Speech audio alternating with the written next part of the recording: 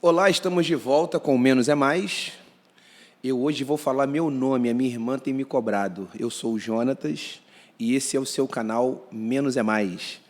Aproveita e não deixa de se inscrever no canal, ativar as notificações, dar o seu like e compartilhar com seus amigos se você curtir esse papo. A nossa ideia aqui é trazer para você um papo direto com pessoas interessantes e que a gente consiga encher o mundo de assuntos relevantes. A minha convidada de hoje é uma pessoa muito especial. Eu vou pronunciar o nome dela, mas ela depois vai repronunciá-lo, pela dificuldade que é. Cristina Litvichuk. Eita, nós, hein? Então, meu nome, para começar no mistério, é Sônia Eu Cristina. descobri isso pela mensagem que você me enviou. Isso, Barreto Litvinchuk, né? Esse aqui é o sopa de letrinha. Litvinchuk. Sopa de letrinha, né? Um monte de consoante junta, dá isso aí, Litvinchuk. É E de origem? Sônia é russo. É russo. E Sônia foi porque a minha irmã que deu o nome, né? Ah, que legal. Ela que escolheu o meu nome, ela era mais velha, escolheu Sônia com o nome dela com o nome da melhor amiga. E aí entrou a crise de identidade, mas para os outros, para o povo, eu sou Cristina, irmã do Pedro.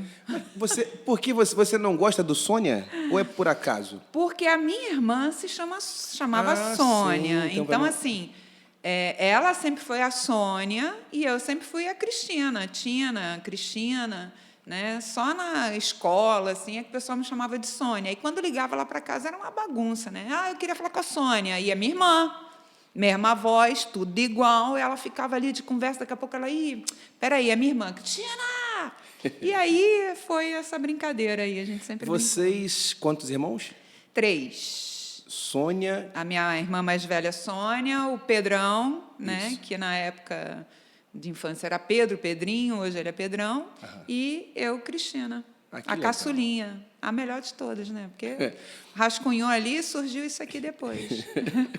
Os caçulas são sempre privilegiados, São os né? melhores. Eu Eu- tenho essa teoria. Eu sou filho do meio. Então tá lascado, porque É. do meio é o de crise. São os filhos loucos, são os filhos do meio. Não, eles são bons também, são os melhores também. Pedrão é do meio também. A Cristina é irmã do Pedrão, Isso, do pastor Pedrão. que para você, na verdade, não é Pedrão. Não, é Pedrinho, é Pedro. Aí a gente acostuma, né? Inclusive tem uma história engraçada, né? Que quando nós éramos adolescentes, eu participando de um festival de música, compus a música na gincana, falei, pô, tive todo o trabalho, compus a música, fui lá, vencendo a minha timidez, estou lá cantando, tocando, daqui a pouco eu ouço assim no fundo, né? A torcida, né? Aí quando eu paro para ouvir assim, falou, irmã do Pedro. Eu falei, cara, Irmã do nem Pedro. irmã do Pedro. Aí virei Gente. irmã do Pedro, ele é muito carismático, né? E aí acaba que eu deixei a parte do carisma para ele Que e legal. segui aí como irmã do Pedro. Cristina, antes da gente falar do assunto que eu acho que é muito importante a gente falar sobre a sua experiência desastrosa de ter vivido um sequestro e ter ficado tantos dias em cativeiro, 21 dias. eu queria falar com você um pouquinho sobre a sua irmã, Sim. que você perdeu. Eu também perdi um irmão, e isso é muito Doído, complicado, né? Como é que foi na sua vida isso? Então, a minha irmã sempre foi assim sempre me acolheu, foi sempre aquela pessoa, aquele braço forte, né, em momentos assim de grandes dificuldades.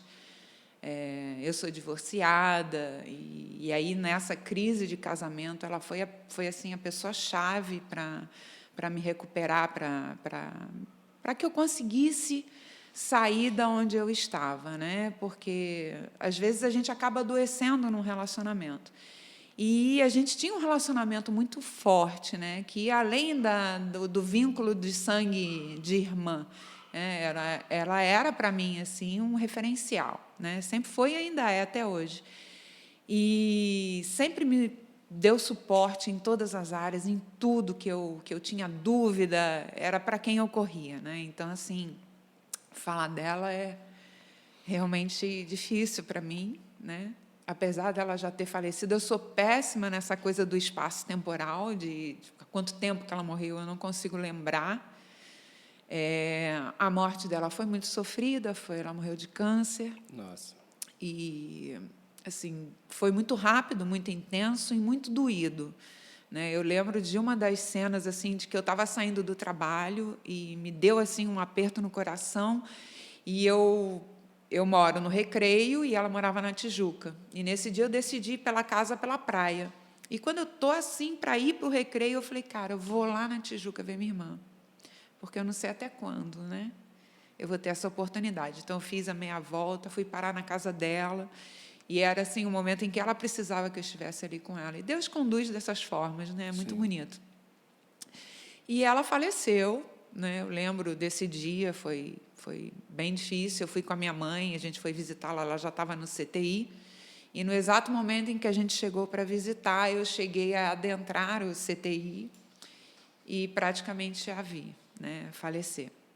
Minha mãe ficou do lado de fora e foi assim uma cena bem ruim, porque eles tinham acabado de ressuscitá-la para que pudesse haver essa última visita.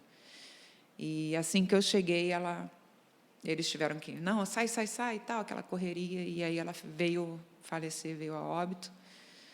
E no meu coração eu já tinha percebido, e às vezes a gente é egoísta com relação ao ser humano, né? Essa coisa de você querer ter a pessoa muito perto de você, ter aquela pessoa independente de como ela esteja. E eu lembro de, nesses momentos assim, eu orar pedindo que realmente a vontade de Deus fosse feita, né? Porque às vezes a gente pede para que a pessoa fique numa situação em que ela estava sofrendo, e ela sofria muito, ela sentia muita dor. E, assim, eu acredito que realmente hoje ela está no céu, está feliz, está bem, né? E a gente fica aqui, né? Com saudade, né, Jonatas? O meu irmão, ele era meu grande parceiro. Ele era o mais velho, eu sou o do meio, então tem o caçula, eu, a minha irmã e o meu irmão que faleceu, Joel Fernandes. E o meu maior incentivador na música, porque a gente aprendeu a tocar para tocar na igreja, aquela coisa e tal. E depois, quando a gente começou a estudar, resolveu estudar para poder ter banda, aquelas coisas assim, o meu maior incentivador sempre foi meu irmão. Então, a gente, desde sempre, viajava junto, tocava para todos, quando eram os lugares, a gente andava junto e tal. E o meu irmão, ele, quando tinha 16 anos, mais ou menos, ele caiu de uma laje. E aí bateu a cabeça. Teve um coágulo externo que, na verdade, foi tratado pelos médicos com uma naturalidade absurda. E eles disseram assim, não, esse coágulo você resolve com compressa. Vai botando compressa que está tudo certo. Anos depois, ele apresentou uma arritmia e começou a ter seguidas convulsões. E, no caso dele, ele teria convulsões diariamente, se ele não tomasse o medicamento, mas mesmo tomando medicamento, se ele tivesse picos de emoção, se ficasse muito alegre ou emoções muito negativas, ele teria convulsão mesmo tomando os medicamentos.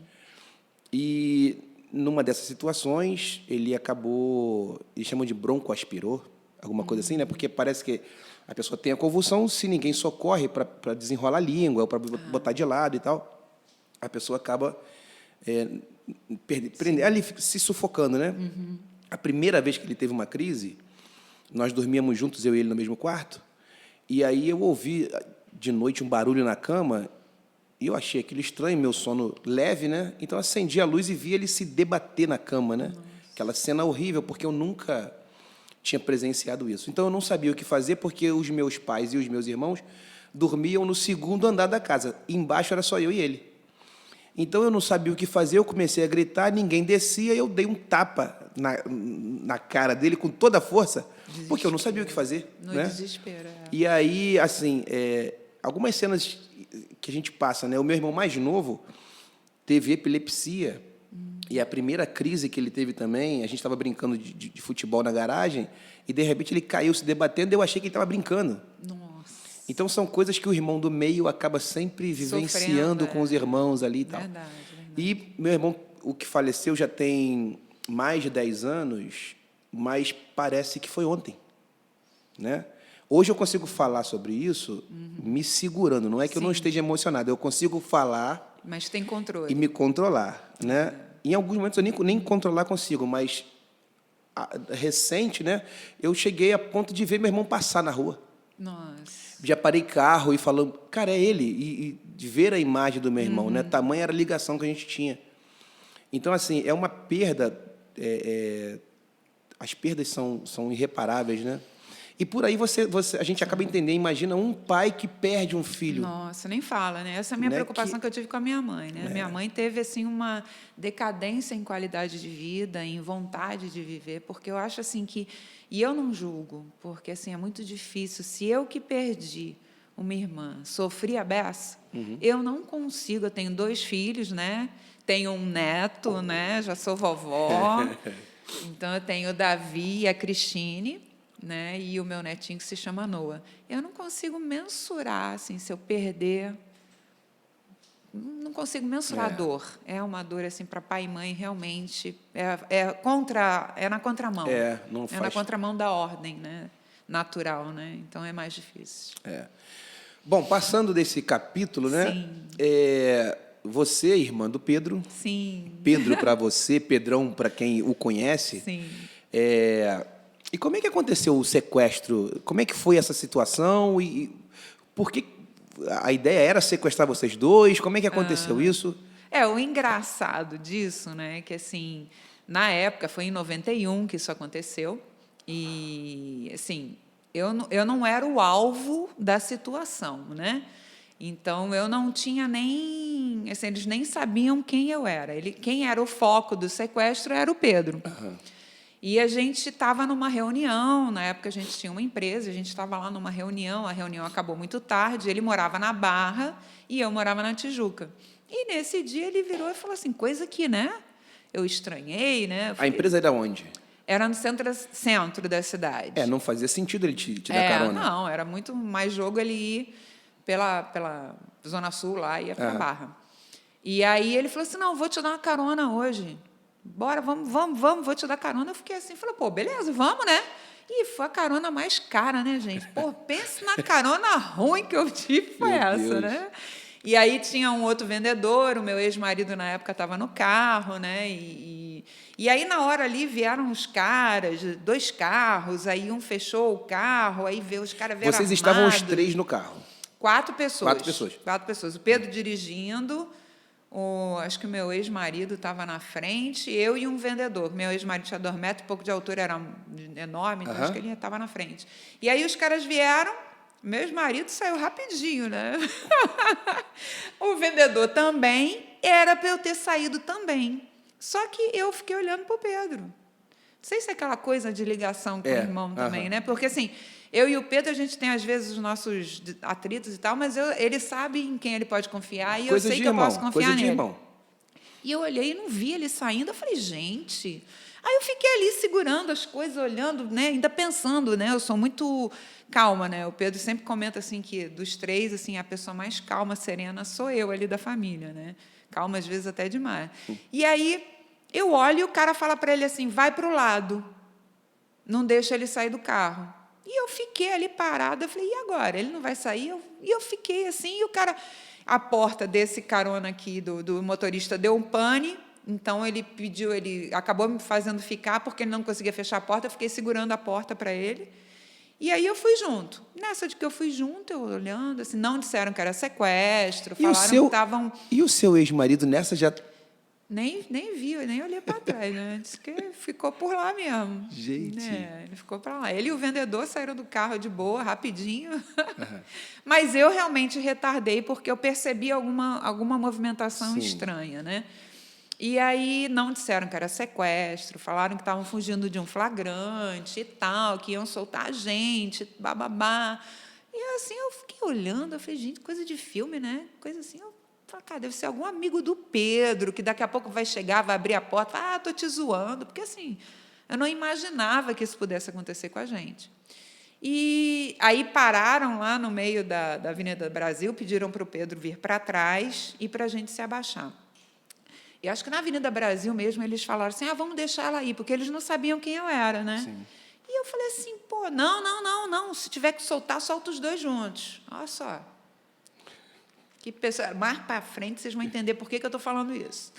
Aí, quando a gente chegou para trás e abaixou, eles falaram, a gente vai falar a real para vocês, isso aqui é um sequestro e tal. Aí Pô, o Pedro ficou desesperado. E eu fiquei achando que era algum amigo dele zoando a gente, que eu não conseguia, na minha mente, jamais passava essa situação. Pararam o carro, ainda não sabiam que eu era irmã dele, e levaram ele primeiro, só que ele estava muito nervoso e eu muito calma. E aí ameaçaram, pensaram em me deixar junto com o carro, né? Iam, de repente, me botar inconsciente e me largar junto com o carro, mas não sei o que aconteceu. Acho que pela minha calma, eles, não, vamos levá-la também. Quando chegou lá dentro, aí que resolveram perguntar qual era o vínculo, qual era o parentesco. Acharam que eu era amante dele, acharam um monte de coisa, porque tinham pesquisado toda a vida dele, mas não sabiam quem eu era. Aí, quando disseram que era irmã, eles, nossa, duas notas promissórias, né? Exatamente. Então, assim, pô, a gente está com um irmão. Na época, acho que foi assim, um dos primeiros sequestros de irmãos. Nem sei se isso chegou a acontecer. E aí foram 21 dias de cativeiro, né? Pense ficar acorrentado com seu irmão 21 dias. Parece aquelas rixas de pai e mãe quando briga com o irmão. Fala assim, vem cá que eu vou te amarrar com seu irmão. Mas, assim, um foi dando suporte para o outro, um foi dando apoio, né? Eu acho que, assim, Deus não faz nada à toa. Eu acho que teve esse propósito, né? De eu estar ali. O Pedro, na versão dele, conta, né, que o fato de eu estar ali, ele não deu uma de super-homem, não pegou e deu uma gravata no sequestrador e que não fugiu, que foi pensando em mim, né, porque eu, quando era criança, mal conseguia brincar de pique-pega. Né, porque a pessoa corria atrás de mim, eu já me entregava, porque esse negócio de ficar disputando muito, não é comigo. Vou ficar correndo, o cara correndo atrás de mim. Não, pronto. Gente, Então, assim, ele sabia dessa minha característica de não correr, de não fugir de nada, então ele falou, não. E isso fez com que ele se comportasse até o momento em que o desespero tomou conta dele. Vocês ficaram 21 dias? 21 dias em cativeiro. E esses 21 dias, como era o comportamento dos sequestradores com vocês? Então, eles fazem um jogo, né? Tem todo um teatro. Tem a turma que cria o vínculo afetivo com você, de bonzinho, e tem a turma que vem, de vez em quando, que dá aquela, vou furar teu olho, vou te matar, vou mandar um dedo do seu pai para sua mãe. Então, assim, tinha a parte do terror, e tinha a parte, quem geralmente ficava com a gente na casa, eram os que a gente tratava a gente melhorzinho. Melhorzinho, assim, se quer dizer tratar bem, né? Sim. Ficar ali acorrentado, né? Banho era de 3 em 3 dias, né? Eu não aguentava mais o cheiro do Pedro. Eu falava, meu Deus, brincadeira. E para ir ao banheiro era sempre uma coisa complicada, né? Porque era uma movimentação, né? Principalmente o Pedro, né? Eles ficavam cheios de medos, né? No caso do sequestro, a história que chegou para mim é que o fato deles não estavam preparados, porque, assim, é uma empresa, né? Eles são organizadíssimos. Sim. Né? Então, eles se esquematizam e eles não estavam preparados para o sequestro de uma mulher. E, como são eticamente profissionais, né? Eles tiveram que chamar uma mulher assim de improviso, sem conhecer muito bem, para que ela pudesse me acompanhar, para eu tomar banho. Porque eles tinham essa questão, pelo menos, né, de ética, né? E aí parece, pelo que a gente soube, que o fato dessa mulher foi através dessa mulher que namorava um cara que acabou que a polícia estourou o cativeiro. Caramba! Então você vê, né? A costura de Deus, assim, ela é muito interessante, é muito fantástica, né? E você é porque eu acabo assim, a gente acaba pensando que nas primeiras horas você se assusta e você não sabe bem o que pode acontecer. E você, dentro do cativeiro, os primeiros dias foram piores ou passando-se os dias, a tensão foi aumentando? Assim, eles tinham lá uma regra, né? Que se até quarta-feira não soltasse, não soltava mais, porque tinha muita blitz, tinha muita questão policial para final de semana, a movimentação policial de final de semana, né? Então, a gente ficava muito angustiado. Assim, de ficar segunda, terça, aí se na quarta não tinha nenhum movimento de que a gente fosse sair, a gente ficava, Pedro principalmente ficava mais, né? Eu vou te confessar que eu acho que eu sou meio fora da curva. Porque, assim, eu em nenhum momento pensei que eu fosse morrer. não tive essa... Assim, o meu sofrimento maior era pela minha mãe. Porque, pelo conhecer dela, né, eu sabia que ela deveria estar sofrendo muito. Mas eu, em nenhum momento, consegui visualizar um final trágico para a situação. Não sei se é uma característica minha, né, assim, eu sempre não tenho, assim, eu nunca penso no pior, eu sempre penso no melhor. E aí, eu fiquei preocupada com a minha mãe. O Pedro, com mais sofrimento, assim, o Pedro teve momentos assim que ele ficava ele já tinha os filhos.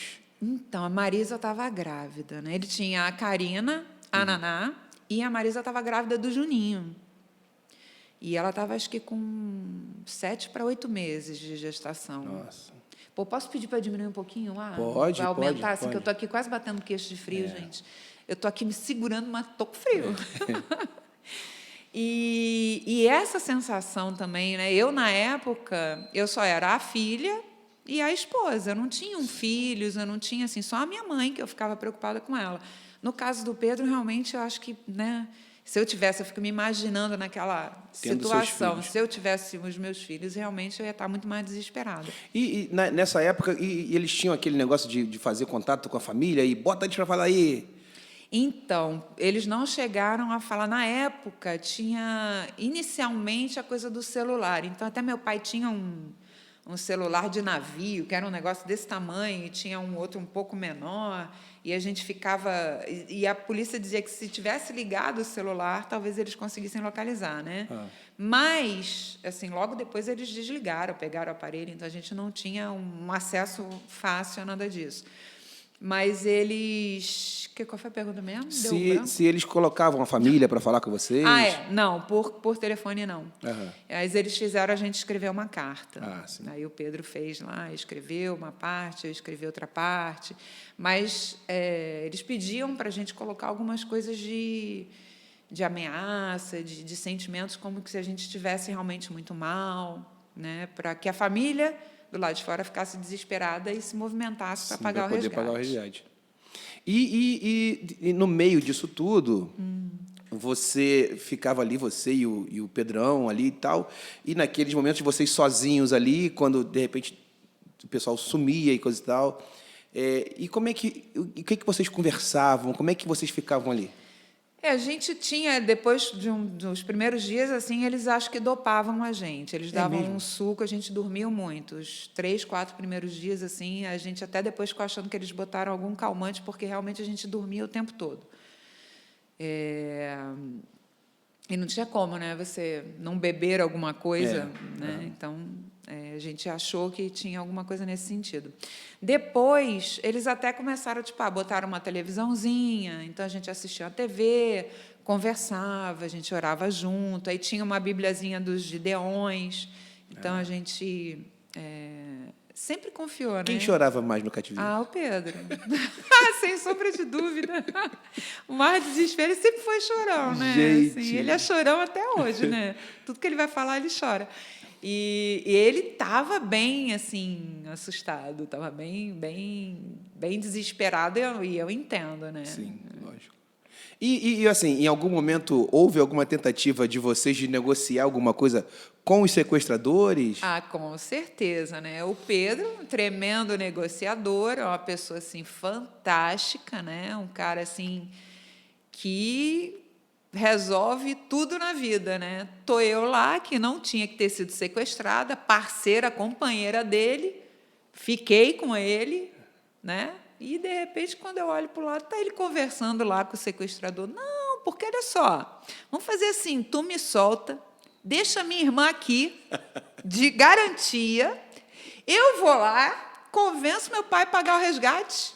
Meu Aí eu Deus. peguei, olhei para a cara dele e disse, mas vem cá, peraí, eu não era para estar aqui, eu estou aqui por engano, e tu quer me deixar como garantia? Virei uma garantia, Jonatas, tu acredita nisso? Pode, gente. Essa parte ele não conta, né? Não, no né? testemunho dele, não conta, não. Sorte que eles não aceitaram essa proposta. Não, eu virei e falei assim, não, nada disso. Você brecou, não?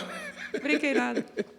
Gente, que coisa doida, né? Muito, muito. Aí vocês saíram do cativeiro, vocês não teve negociação, a polícia estourou o cativeiro. Sim, aí foi mais ou menos a história que chegou para mim, foi isso, né? Que em função, essa mulher que tomava conta de mim namorava um cara, e parece que o cara tinha um rabo preso com o pessoal da DRE, que é a Divisão de Repressão Entorpecente. Sim. E aí o namorado dessa garota ficou desconfiado de que ela estava envolvida no sequestro. E, na época, haviam vários, né? Assim, né? Mas, no caso, na nossa época, parece que só estava a gente nesse sequestro. Isso foi para televisão, para mídia, não? Foi, aparecer. Durante ou só depois? Algumas reportagens saíram, a inicial, né, de que tinham sido sequestrados e tal, mas eles pediam para não envolver a mídia. Sim. E tal, então ficou assim, mais ou menos. Quando depois a polícia estourou o cativeiro, aí foi primeira página do Globo, Jornal Nacional, apareceu em tudo. Né? Tem aí uns. E vocês lá no dia que a polícia estourou o cativeiro, vocês pressentiram isso? Houve tiro, aquela coisa toda? Então, a gente tem lá o pessimista e o otimista, né? Aquela pessoa assim, né? Foi muito engraçado, porque assim, a polícia parece que ficou uma semana fazendo... Como é que chama? Ficam de vigia ali, ficam Sim. soltando pipa para olhar a movimentação.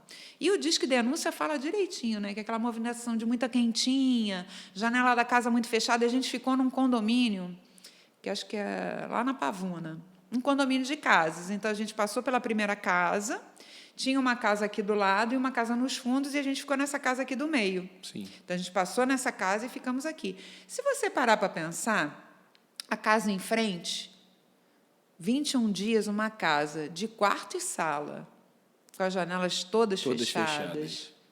Né? Eu fico pensando assim, pô, não é possível que aquela pessoa ali não tenha recebido uma graninha para ficar de boca miúda. Né? Mas, enfim, né, cada um dá contas a Deus. Né? E aí a gente estava ali no 21º dia, deitados, e a gente começou a ouvir uns barulhos estranhos, de bate aqui, pá, e tal, umas gritarias, uns negócios meio assim. O Pedro ficou assustado, achando que era a dissidência da quadrilha. Né? E eu, assim, já falei, pô, polícia, com certeza a polícia vai tirar a gente daqui. E aí os caras, quando entraram, primeiro eles estouraram a casa da frente, a casa do lado, depois é que eles vieram na casa onde a gente estava. Então, eles fizeram muito barulho. Quando eles entraram... Nesse momento não tinha ninguém com vocês? Tinha. Olha, vou chegar lá. Olha que brabo. Vou chegar lá. O cara que tomava conta da gente, a menina, eles tomavam um remédio para dormir, para não dormir. E, nesse dia, que já era o 20º dia, eles não tomaram o remédio. Só que, quando a polícia estourou o cativeiro, a polícia estourou assim, tipo, pô, a gente fez muito barulho. Com certeza, o sequestrador está com a arma na cabeça deles. Vai ser aquele... A polícia arrombou a porta, os caras estavam dormindo. Você vê como Deus é. Olha né? só, gente. A arma assim na estante, os caras dormindo. Aí eles arrombaram o nosso quarto sem saber o que iam encontrar. Sim. Então, eles meteram o pé na porta, arrombaram aquele escândalo assim, né? E o Pedro, calma, eu sou a vítima e tal, né? E aí a polícia, não, vocês estão salvos e tudo, aquela coisa. Saímos de helicóptero. Nossa. Fomos parar no escritório do Nilo Batista, de helicóptero. E aí teve aquele minuto de fama que a gente dispensa, né? Esse tipo de... Melhor não, né? Eu dispenso, com certeza. Mas o engraçado foi mesmo o Pedro querer me negociar, né, gente? Vamos combinar, né? Impressionante. Tinha que ser ele, né? Não podia ser outro, né? Sorte que não deu certo essa negociação. Exatamente. Mas e aí, quando vocês voltam para casa, Sim. toda aquela alegria de reencontrar a família e tal. Nossa, foi maravilhoso. E como você reagiu pós-sequestro e esses 21 dias de cativeiro? Eu, particularmente, assim, normal.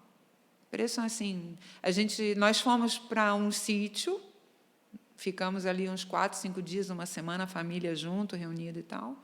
Depois eu voltei à vida normal, voltei a trabalhar todo dia, andava de metrô. Sem preocupação? Nenhuma, até porque eu não era o alvo, né? O alvo era o Pedro, né? Mas, assim, a gente, até por já ter ouvido a versão do Pedrão sobre o sequestro, e brilhantemente ter ocultado essa parte da negociação. Sim. Ele conta que ele ficou com muita sequela disso, né? E ficou muito tenso e tal, muito preocupado. Você, zero. Zero. Voltei a trabalhar normal.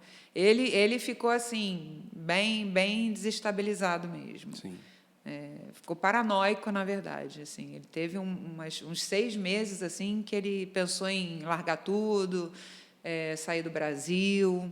E depois aí Deus foi trabalhando, né? Foi trabalhando de tal forma que o sequestro, acho que foi a ponta da semente ali para ele lançar o ministério dele, né? Poxa, que legal. A gente, assim, hoje a gente já tem algum tempo no Rio de Janeiro que não existe mais sequestro, Sim. né? Isso acabou. Então, talvez a galera que está vendo a gente não tenha noção do que era isso. 90, 91. Entendeu? No Brasil, assim, no Rio de Janeiro principalmente, o que era o sequestro, né? E que muitos sequestros não acabavam bem. Sim, verdade. Então, todo mundo passa por isso, de você, às vezes, minimizar algo que você acha que não vai passar por você. Falou de sequestro, não vai chegar sequestro em mim, coisa e tal. A gente estava conversando aqui antes de você chegar, falando sobre seguro de carro. É algo que a gente paga esperando que nunca use. Sim. Mas, assim, a expectativa de todo mundo é nunca ser assaltado e na cidade que a gente vive, coisa e tal. Então, assim, você superou esses 2 acontecimentos da sua vida. É claro que você deve ter muitos outros acontecimentos, mas esses 2 em especial, que foi a perda da sua irmã e esse sequestro, você superou isso de maneira muito, assim, com muita força, né? E da onde você acha que você tirou forças para isso? Que conselho você daria para as pessoas que, de repente... Eu não minimizo nada, né? Porque uma dor de dente, só quem está sentindo é que sabe, né? Então, tem gente que pode achar que o sequestro é nada. Sim. Tem gente que pode achar que meu sequestro é o fim do mundo. Se eu for sequestrado... E a perda de um ente querido, a gente que perdeu sabe que isso é uma dor muito complicada e é irreparável, né? Você nunca vai deixar de sentir a falta da pessoa e tal. É verdade. E que tipo de conselho você daria para as pessoas que nesse momento estão passando, a gente está vivendo essa situação de pandemia, pessoas morrendo, e a gente está num momento do país onde, por causa dessa briga política de direita, de esquerda, e até os amigos têm se distanciado uns dos outros por causa de política. É verdade. Coisa que os políticos não fazem pelo povo, o povo faz por causa dos políticos, né? Grupos de família, amigos, que os grupos se acabam, porque as pessoas, não, eu sou de esquerda, eu sou Lula, eu sou Bolsonaro, e uma coisa que não faz o menor sentido.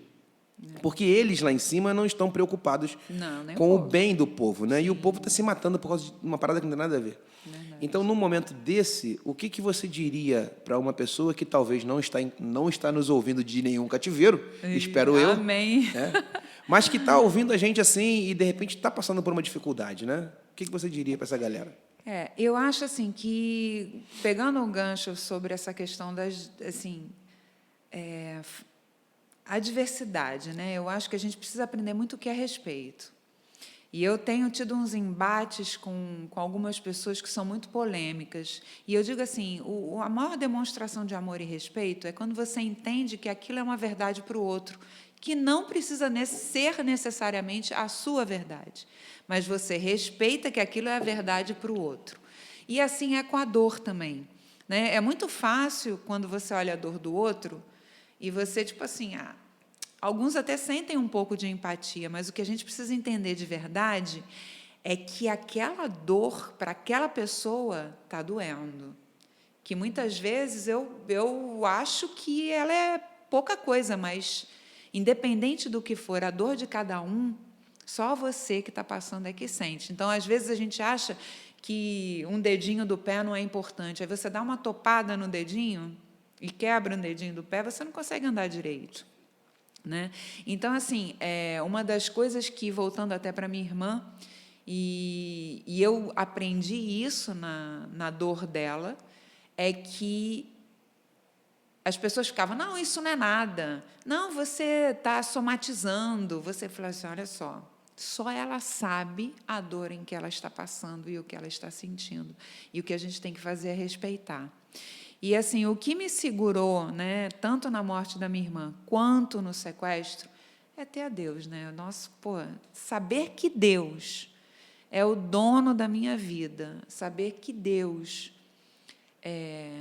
não deixa cair um fio de cabelo meu. Eu acho que essa confiança ingênua que eu tenho em Deus faz com que eu tenha tido momentos de calma. Porque eu acho assim que, até em meio à pandemia, né, não menosprezando a pandemia, né, mas assim, eu acredito muito que se a gente tiver que morrer de alguma coisa, né, ou as pessoas que têm medo de avião, têm medo do Covid, seja lá o que for, se você tiver que morrer daquilo, tu vai morrer daquilo. Óbvio que você vai se prevenir, você vai, por exemplo, eu posso morrer atropelada, mas eu vou ali passar na faixa de pedestre, vou esperar o sinal ficar vermelho para poder atravessar. Mas se eu tiver que morrer atropelado, o carro vai invadir a calçada e vai me pegar. Você já assistiu aquele filme Premonição? Sim, então, tem um pouco assim, né? Óbvio que ali entra um pouco da ficção científica, do exagero. Mas eu acredito, assim, óbvio que você vai fazer a sua parte sempre, né? Porque eu vou morrer, então vou fazer tudo errado, vou comer tudo errado. Eu também penso que se é a minha hora, não adianta eu querer passar você na frente. Exato. Cada um de nós tem um momento e tal. E aí é lógico, né? Eu faço tudo o que eu posso para poder me prevenir. Sim, isso é importante. Mas se chegou a hora, cara, não tem jeito, você não vai conseguir correr daquilo. O que eu acho que a gente não pode deixar é esse medo e essa dor te paralisar, né? Então, assim, às vezes as pessoas se paralisam, né? Ou com a perda de um ente querido, ou com um sequestro, né? Como assim, o Pedro, por exemplo, ele teve um momento em que ele precisou dar essa parada, e que é importante, mas ele não ficou ali travado naquilo, né? Eu já não precisei de tanto tempo para essa parada, eu já vou seguindo o fluxo da vida, porque eu acredito, eu agradeço a Deus, eu acordo de manhã agradecendo a Deus, né? Existem momentos em que a gente passa assim por situações bem difíceis e que a gente quer tentar, tipo, vou desistir, não quero mais, mas você não pode deixar que esse medo, essa insegurança, esse desespero te domine, né? Eu luto contra alguns problemas, né? Então eu tenho muita dificuldade de fazer alguma coisa sozinha, né? Só que eu cheguei à conclusão de que eu sou sozinha. Então eu preciso aprender a me divertir sozinha, né? Então eu preciso. Sábado eu lutei com isso, fui à praia sozinha, né? Saí para ver o jogo do Flamengo sozinha. Acabei conhecendo 2 meninas, fizemos amizade, brincamos, rimos ali. Então, assim, as coisas não podem te paralisar. Eu acho que tem que dar um passo de cada vez. Você, assim, a pessoa que de repente está num momento assim de depressão ou de sentimento de dor intensa, né? Que a depressão é uma dor intensa também, né?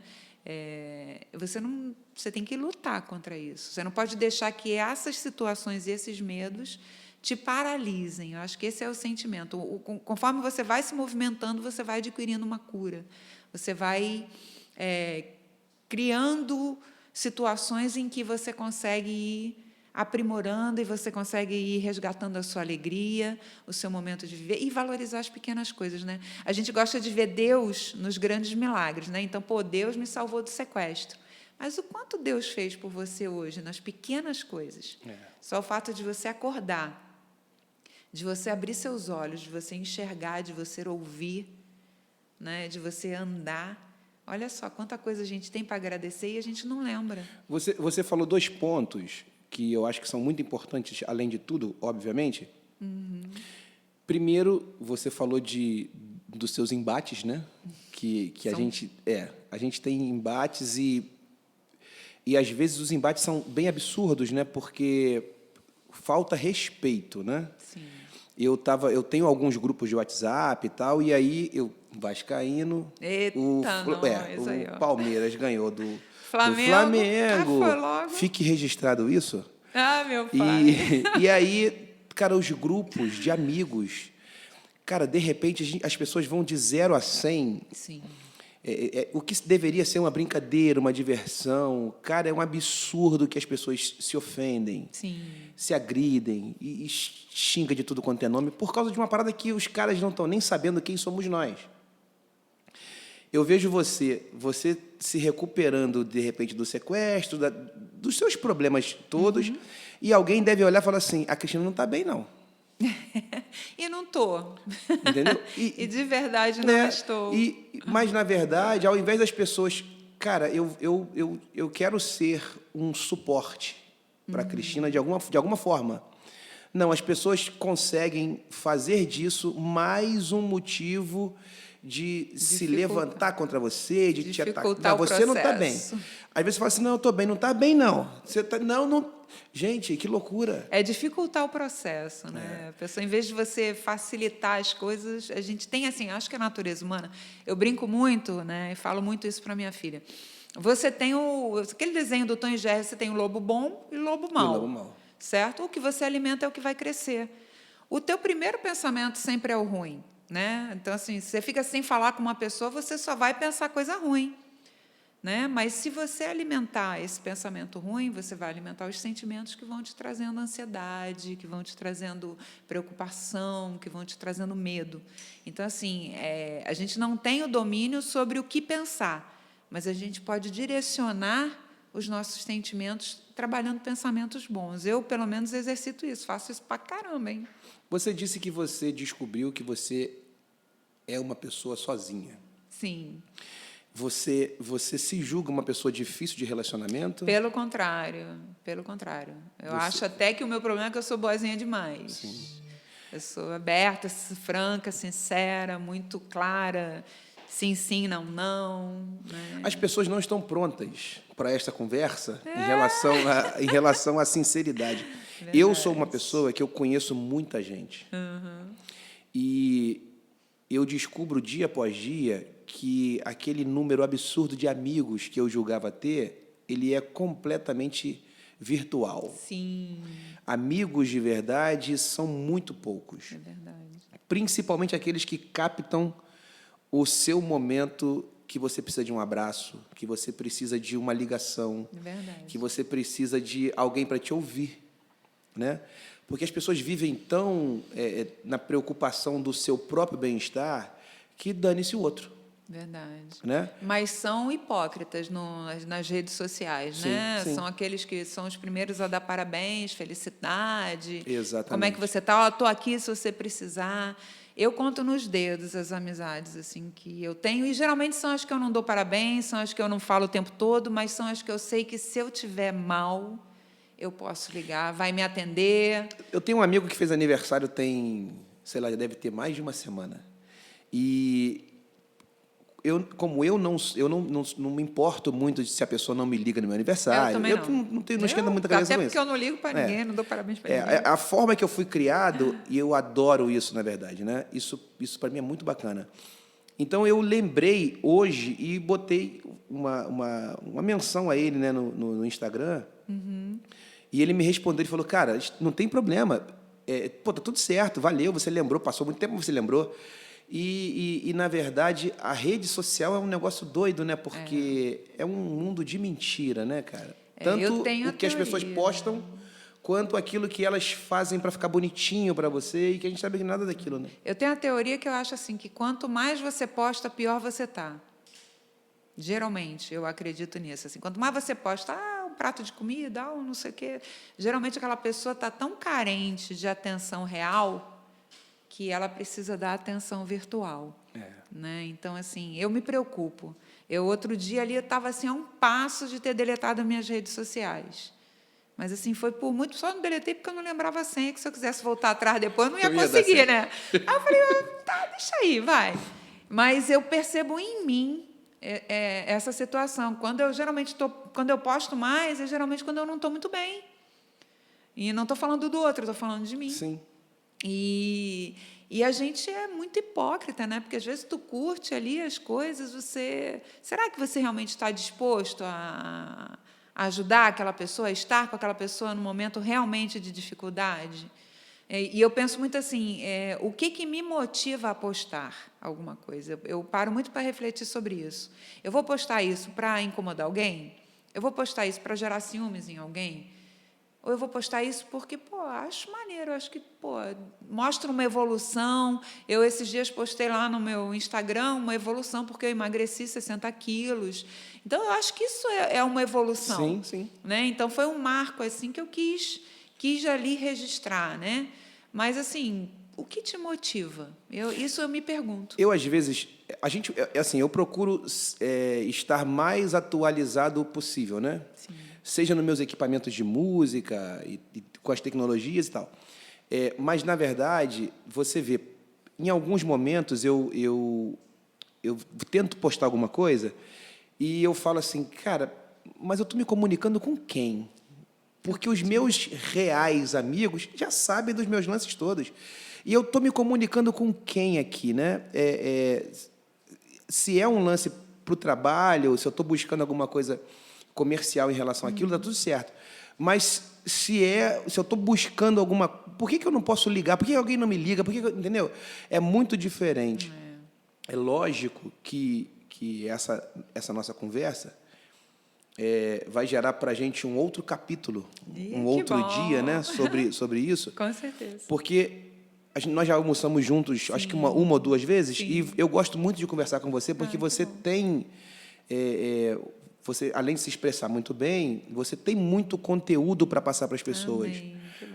E eu fico muito feliz de ter tido essa oportunidade de bater esse papo com você aqui. Show, adorei também. Porque, cara, muita gente nesse momento deve estar se alegrando de ouvir de você que você está bem. Amém. E que você, nesse momento, se descobriu... Bem, eu não nunca está bem, né? Não estou, mas o importante é que eu estou lutando. Eu acredito nisso. Eu acredito assim, que você nunca vai estar 100%.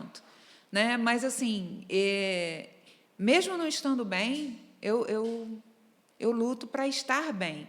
Então, eu não deixo que esse sentimento me domine. Isso é muito importante. Eu acho que é um exercício. Né? Tem coisa assim que você não pode se entregar, você tem que exercitar.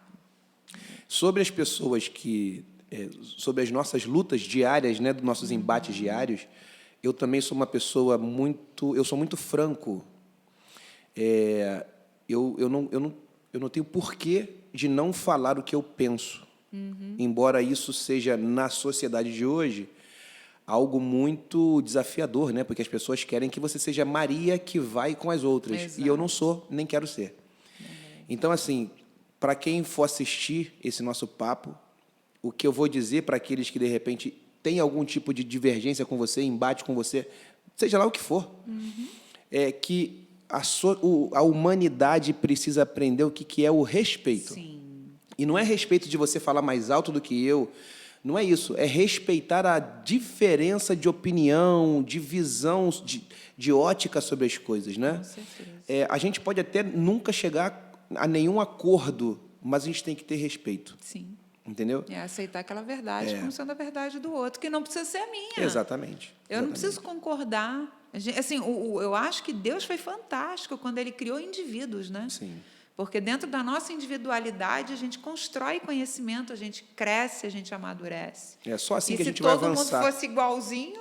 Eu não sou e não pretendo ser e nem curto esses projetos de cabeça enlatado, aonde alguém fala e todo mundo diz amém. Eu gosto de buscar, de entender. Eu acho que o que move o mundo são as perguntas, Sim. muito mais do que as simples respostas. Verdade. E eu pretendo continuar assim. E eu acho que você deve continuar assim também. Amém. E que a gente consiga aprender a se respeitar.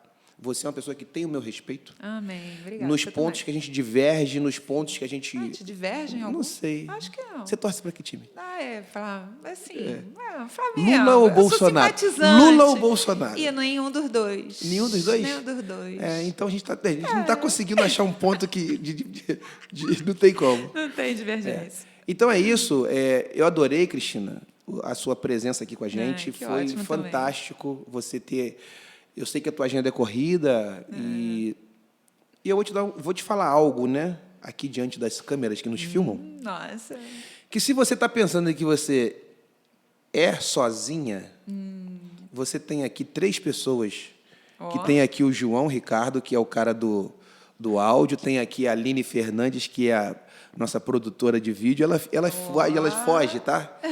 É a nossa Lindona. produtora, é a produtora dos vídeos. Você tem aqui 3 amigos que você pode contar de verdade. Com certeza. Eu E sei a gente disso. sabe que não é aquele amigo de me empresta uma grana. Não é isso não. É você, cara, você pode me ouvir?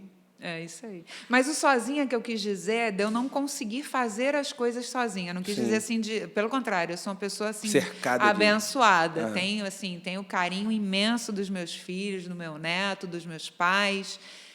O sozinha que eu quero dizer é que assim, eu não conseguia ir a um cinema sozinha, Sim. ir a uma praia sozinha. Eu sou dependente de uma companhia para fazer alguma coisa. E eu estou quebrando essa barreira nesse sentido.